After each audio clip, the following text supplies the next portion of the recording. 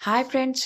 మనకి ఈ రోజు నుంచి ఎవరైతే సర్టిఫికేట్ వెరిఫికేషన్ అనేది కంప్లీట్ అయిందో కౌన్సెలింగ్‌లో, వాళ్ళు వెబ్ ఆప్షన్స్‌కైతే ఎలిజిబుల్ అవుతారు. సో, మీరు వెబ్ ఆప్షన్స్‌లో కాలేజెస్ అనేవి సెలెక్ట్ చేసుకున్నాక, మీకు కింద సేవ్ ఆప్షన్, అలానే ఫ్రీజ్ ఆప్షన్ అనే 2 ఆప్షన్స్ అయితే ఉంటాయి.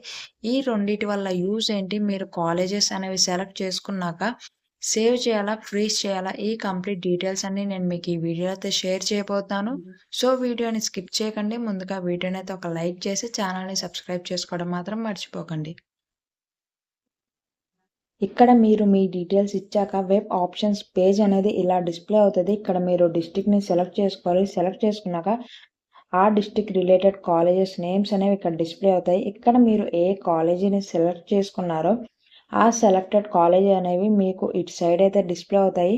ఫర్ ఎగ్జాంపుల్‌గా మీరు ఫస్ట్ ప్లేస్‌లో ఉన్న కాలేజ్‌ని సెకండ్ ప్లేస్‌లో పెట్టుకోవాలంటే ఇక్కడ అప్ అండ్ డౌన్ యారోస్ ఉన్నాయి కదా!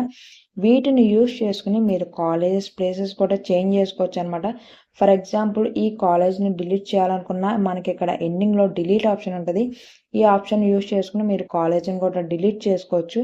ఫర్ ఎగ్జాంపుల్‌గా ఈరోజు మీరు ఒక 3 కాలేజెస్‌ని అయితే పెట్టుకున్నాక సేవ్ చేసుకొని లాగౌట్ చేసుకొని మళ్ళీ రేపు ఇంకో 3 కాలేజెస్‌ని అయితే పెట్టుకోవచ్చు. కానీ మీరు సేవ్ బదులు ఫ్రీజ్ చేశారంటే నెక్స్ట్ డే మీరు ఇంకో 3 కాలేజెస్‌ని యాడ్ చేయలేరు. యాడ్ చేసిన వాటిని డిలీట్ కూడా చేయలేరు.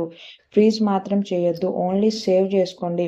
ఫ్రీజ్ చేశారంటే మాత్రం మీరు ఇంకా కాలేజెస్‌ని అయితే యాడ్ చేయలేరు. డిలీట్ చేయలేరు. మీరు ఏ కాలేజెస్‌ని అయితే ప్రీవియస్‌గా సేవ్ చేశారో వాటినే లాక్ చేసేసిద్దనమాట. సో, ఫ్రీజ్ ఆప్షన్ జోలికైతే వెళ్ళొద్దు. మీకు వెబ్ ఆప్షన్స్ ఎండింగ్ డే వచ్చాక మీరు ఏ కాలేజెస్‌ని అయితే సేవ్ చేసి ఉంచారో ఆటోమేటిక్‌గా వెబ్‌సైట్ అనేది ఆ ఆప్షన్స్‌ని ఫ్రీజ్ చేసేసిద్ది. సో, మీరైతే సెపరేట్‌గా ఫ్రీజ్ చేయక్కర్లేదు. జస్ట్ సేవ్ చేస్తూ ఉండండి మీరు పెట్టిన ఆప్షన్స్‌ని. మీకు క్లియర్‌గా అర్థమైందని అనుకుంటున్నాను. ఈ వీడియోని మీ ఫ్రెండ్స్‌కి కూడా షేర్ చేయండి. వీడియోని లైక్ చేయండి. ఛానల్‌ని సబ్స్క్రైబ్ చేసుకోవడం మాత్రం మర్చిపోకండి.